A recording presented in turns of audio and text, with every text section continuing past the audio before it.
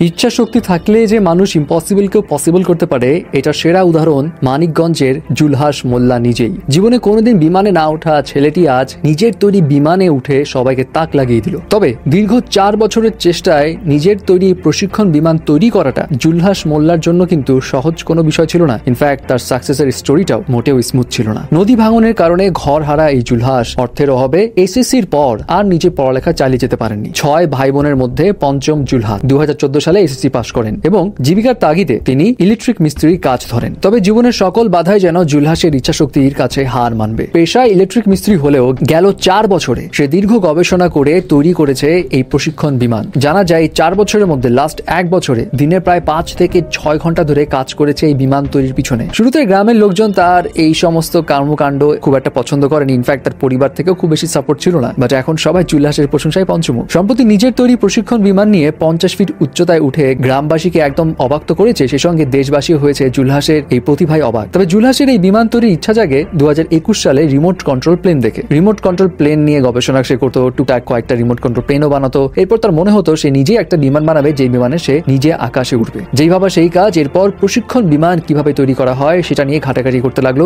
YouTube থেকে, এবং তার এই সমস্ত জ্ঞান কিন্তু সে ইউটিউব থেকেই নিয়েছে। আর বিমান তৈরির জন্য যে সমস্ত কাঠামোর দরকার, স্ট্রাকচার বানানো, ডিজাইনিং তৈরি করা, যন্ত্রাংশ ম্যানেজ করা, সবকিছুই জুলহাস করেছে নিজে নিজে। হ্যাঁ, সঙ্গে ছোট ভাইয়ের সাপোর্টও ছিল অবশ্য। বিমান তৈরিতে সে ব্যবহার করেছে অ্যালুমিনিয়াম এবং লোহা। তবে ইঞ্জিন হিসেবে সে কাজ চালিয়ে নিয়েছে পানি উত্তোলনের পাম্প, যার দাম মাত্র 13,000 টাকা। এবং ওভারঅল জুলহাসের এই বিমান তৈরিতে খরচ হয়েছে মাত্র 1.5 লাখ টাকা। জুলহাসের বাবা গণমাধ্যমে বলে, জুলহাসের ছোটবেলা থেকেই যে কোনো কিছু বানানোর একটা অদ্ভুত আগ্রহ ছিল। সারাক্ষণ বিভিন্ন জিনিস নিয়ে কাটাকুটি করতো। তো জুলহাসের এই কর্মকাণ্ড দেখে যখন বাবা জিজ্ঞেস করতো এগুলো কি, তখন সে বলতো, দেখবে একদিন আমি এমন একটা জিনিস বানাবো সবাই অবাক হয়ে যাবে। আজ সত্যি জুলহাস পুরো দেশকে তাক লাগিয়ে দিল। তবে জুলহাস সরকারের থেকে দাবি করেছে যে প্রপার প্রশিক্ষণ আর আর্থিক সহযোগিতা পেলে সে আরো ভালো কিছু তৈরি করতে পারবে। আপাতত তার প্লেন 50 ফিট পর্যন্তই উড়ে, বাট পরবর্তীতে ডেভেলপ করা গেলে সেটা আরো দীর্ঘক্ষণ আরো উপরে উঠতে সক্ষম হবে। এবং এই ধরনের আরসি প্লেন কিন্তু ইউজুয়ালি চীনের সামরিক বাহিনীতে দেখা যায় ইউজ করতে। যাই হোক, জুলহাসের এই বিষয়টা সত্যি প্রশংসনীয়, কারণ এসএসসি পাশ করা একটা ছেলের এমন উদ্ভাবন চারটেখানি কথা নয় কিন্তু। তবে সেই সঙ্গে